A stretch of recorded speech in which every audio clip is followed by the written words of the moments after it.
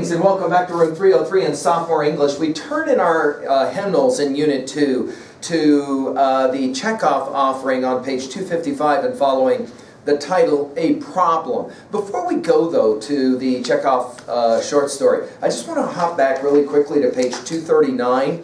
Put this in your annotations at 2B. We're focusing right now, in the same way that we focused on A Visit to Grandmother, we're focusing on character and characterization. So make sure you've got this in your notes. Characters, again, people, of course, animals, objects in the text.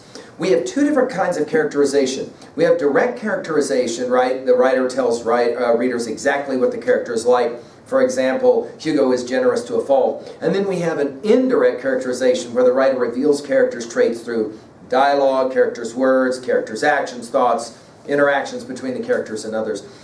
This character development is the other thing. The way in which there is a change to a complex character who undergoes new aspects of the character as it's revealed by the writer. That's all significant for us. The other is making inferences. We want to write this one down at 2B as well. We're interested in the way that we can relate characters and events even to our own experience at 3B as well. We were able, I think, easily to do that in our last text, Visit Grandma.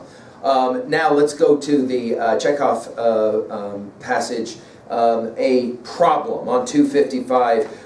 Remember the vocabulary on 254. We want to make sure that we know that. Hey, let's meet Chekhov. Again, we have met Chekhov before in our high school career, and now we're back again to take a look at him. Grew up in a small coastal town in southern Russia. When the family moved to Moscow, he helped support them by writing comic sketches and light short stories. Although he attended medical school and became a doctor, Chekhov devoted himself to writing short stories, dramas. Chekhov said that, quote, a writer is not a confectioner, a cosmetic dealer, or an entertainer. He is a man, we would say, of course, today a woman, too, who has signed a contract with his conscience and his sense of duty, end quote. That's an interesting way to think about the moral duty, we might say, of the artistic offering. Some of Chekhov's works offer a diagnosis of 19th century Russian society, showing how it trapped individuals into hopeless, unproductive lives. Other works humorously revealed universal human weaknesses. Today, Chekhov is regarded as one of the greatest modern writers and one of the most important dramaticists of all time. His study of prisoners' lives in the island of Sakhalin helped reform, actually, the Russian prison system. The background for this story, you're going to need to know. Do you see it with me on 255? Has to do with money lending. An IOU, or promissory note, is a promise to pay money or goods. In Russia at the time of the story, a person could discount an IOU, selling it to a moneylender for less than full value. Later, the person would redeem the note, buying it back by a certain date. In this story, a character commits a crime by forging an IOU and selling it to a moneylender. All right? All right, let's turn in this story. Now, in this story, we're going to a problem. We're going to have three uncles who are going to grapple with the question of what to do with their errant nephew, Sasha. Instead of welcoming their leniency as an opportunity to mend his ways, however, Sasha is going to seize it as an opportunity to continue his irresponsible habits, with just one difference: he gains self-knowledge. So write this down at 3A, at level 1 really quickly. What self-knowledge is gained in the story? In other words, what does the young person in the story come to understand? All right? Now, as we have said before, especially in Unit 2, we are now meeting some lengthier texts, and that's by design. In your sophomore year, it's so important that you learn how to concentrate over a period of time, reading and focusing. Because as we've said, the ACT is a 3-hour reading test. By the way, I say this to my seniors all the time. When you attend University College, one of the biggest differences is the amount of reading that you have to do. You buy textbooks for every one of your classes at university, and you're expected to read those textbooks. If you haven't developed the skill set of reading long passages, it will seem almost impossible to you. So I'm hoping by the second unit here as sophomores, you're able to kind of mentally settle into, and again, scanning to see how many pages we're talking about here. For example, the Chekhov text, The Problem. And feeling comfortable with the number of words on the page. Instead of starting as maybe you did as a freshman, oh, I'll never get through this, this is so long. Instead, Address the text with some kind of confidence. I can get through this. I can read this. The challenge, again, is not to have the reader read out loud to you and for you, but rather with you.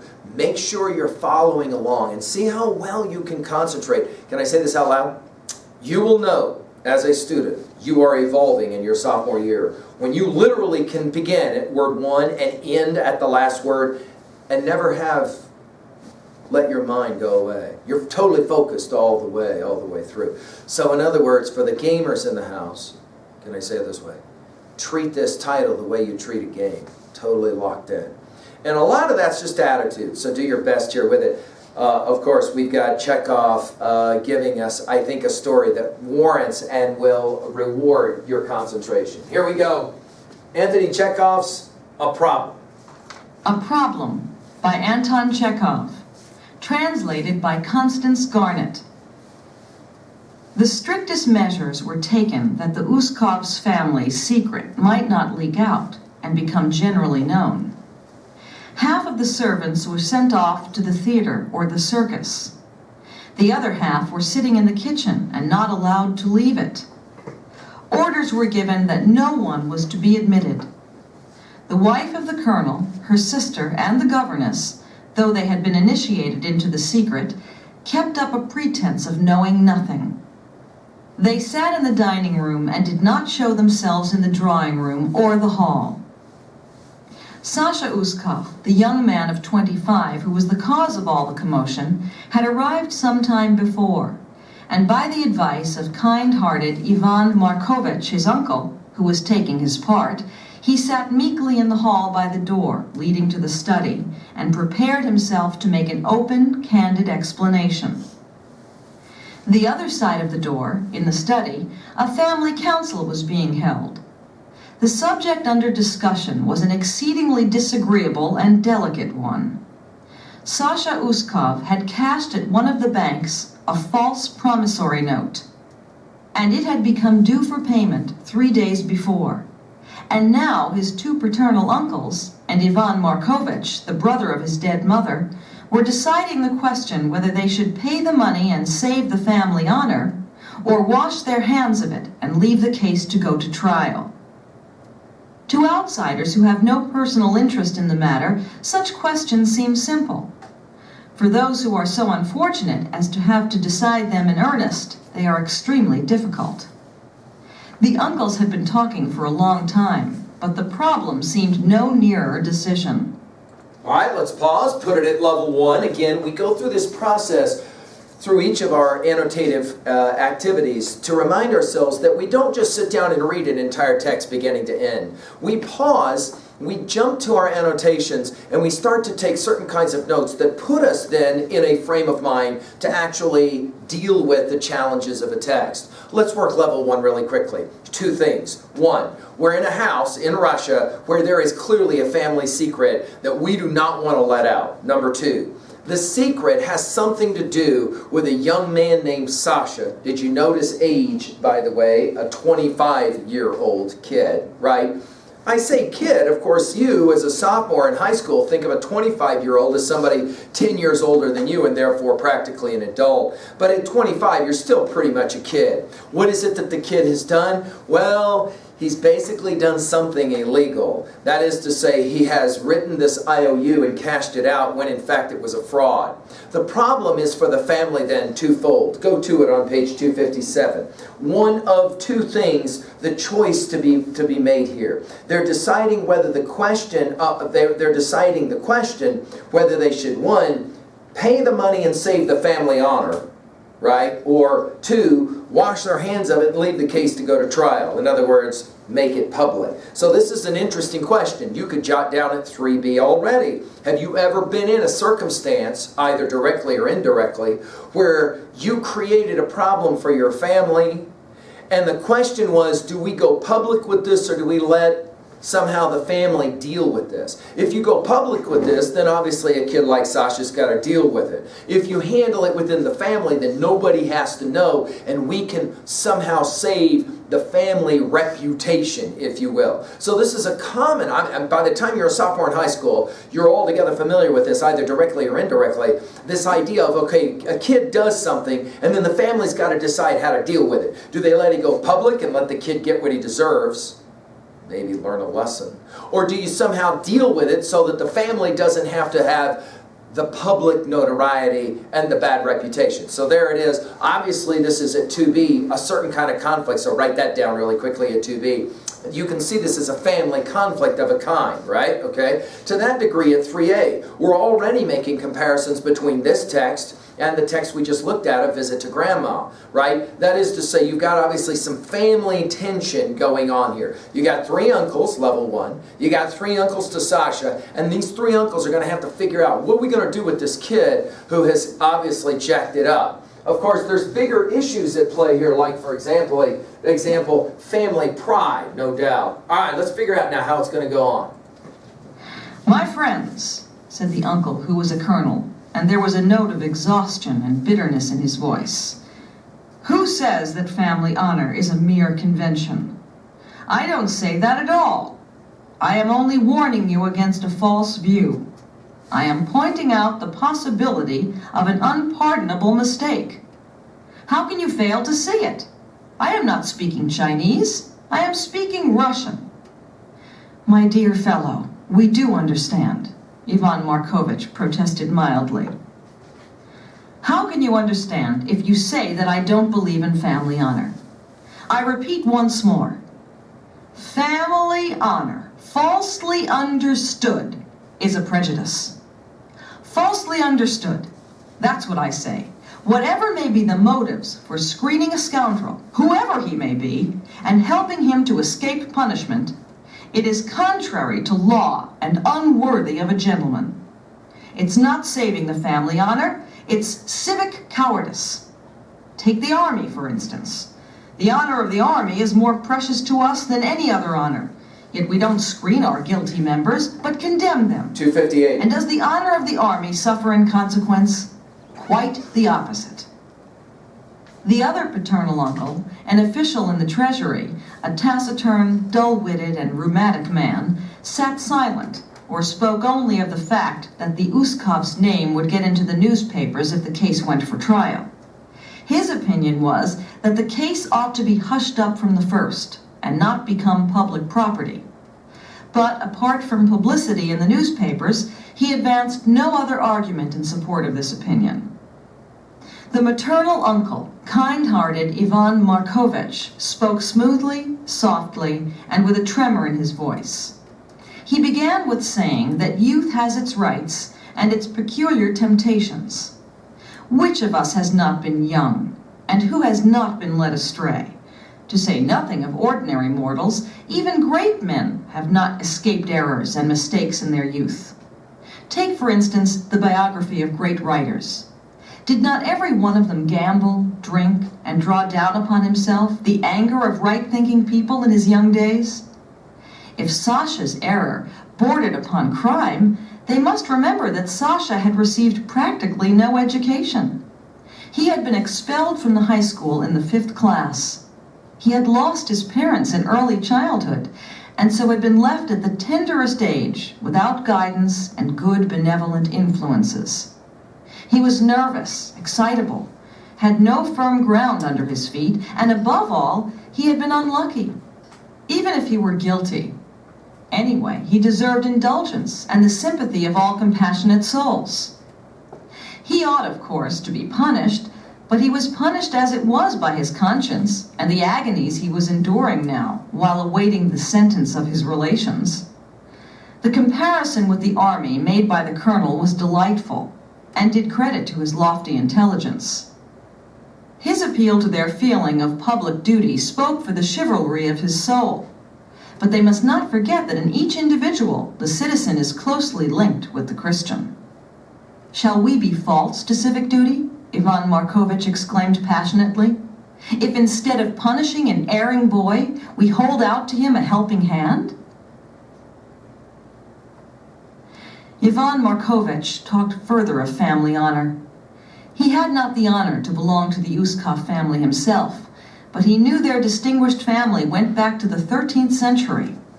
He did not forget for a minute either that his precious, beloved sister had been the wife of one of the representatives of that name. 259. In short, the family was dear to him for many reasons, and he refused to admit the idea that for the sake of a paltry 1,500 rubles, a blot should be cast on the escutcheon that was beyond all price. If all the motives he had brought forward were not sufficiently convincing, he, Ivan Markovitch, in conclusion, begged his listeners to ask themselves what was meant by crime. Crime is an immoral act founded upon ill will. But is the will of man free? Philosophy has not yet given a positive answer to that question. Different views were held by the learned. The latest school of Lombroso, for instance, denies the freedom of the will and considers every crime as the product of the purely anatomical peculiarities of the individual. All right, this is pure Chekhov, so let's go ahead and put this in our notes. What makes him one of the great writers, not just of the Russian tradition, but of all traditions. By the way, the other two great writers at 3A, let's just put this there now while we're working at it. The other two great voices of great Russian literature is Leo Tolstoy, who we will meet later in our anthology, and the great contemporary of Tolstoy, Dostoevsky. Both of these writers will play the exact same game that Chekhov is playing, and it's namely this. Put it in your notes at 2B. They like to take an event from real life, okay, and begin to show the ways in which there are multiple perspectives which must be considered. Take, for example, the text, A Problem. Here we have a boy at 25, some would argue a young man now, not a boy, maybe a child, maybe not a child, who has done something really bad. The obvious question is, what do you do with a kid who has done something bad? Hey, check this out. I had a sophomore that said he was reading this text, and just recently he had gotten busted for doing something that was pretty bad. But it had not been made public yet, and the family was determining what to do. And ironically, it was these three options. Let's list them at level 1. There are three options that the three uncles represent. 1, the colonel. He comes out of the army. He says, kids gotta be jacked. That's the only way they'll ever learn anything. And Russia itself as a country will begin to fall away and decay in immorality if children, young people, are not held accountable. So in other words, jack the kid. Number 2, well, you got the extreme opposite position that says no matter what you do, you keep all that you can private. Save the family honor. In other words, do not let this thing get out of hand. 3, well, somewhere in between is Ivan's position. He takes the more humane approach. Kids will be kids. They're going to mess up. Which of you has not messed up before? Let's punish him, but we don't have to make this into some kind of big fiasco because we do have the family name that we have to remind ourselves of. And we also have the young man that we got to think of. By the way, remind yourself at level 1, Sasha is sitting outside the door listening to this exchange as these three uncles, obviously very emotionally caught, are trying to figure out what they're going to do with Sasha. If you've ever, at 3B question, if you've ever been in a circumstance where you caused adults a lot of pain, at the time, maybe it didn't seem like that big of a deal. But now that you're a sophomore and you're kind of looking back, you go, oh, I put some adults in some very difficult spot, very similar to the uncles here. And Sasha's sitting out there, trying to determine which one of the three is going to happen to me. All right, now that you've kind of got a sense of how the story is outlined, here we go. Let's pay attention, do our best to try and read along. Ivan Markovitch, said the colonel in a voice of entreaty, we are talking seriously about an important matter, and you bring in Lombroso, you clever fellow.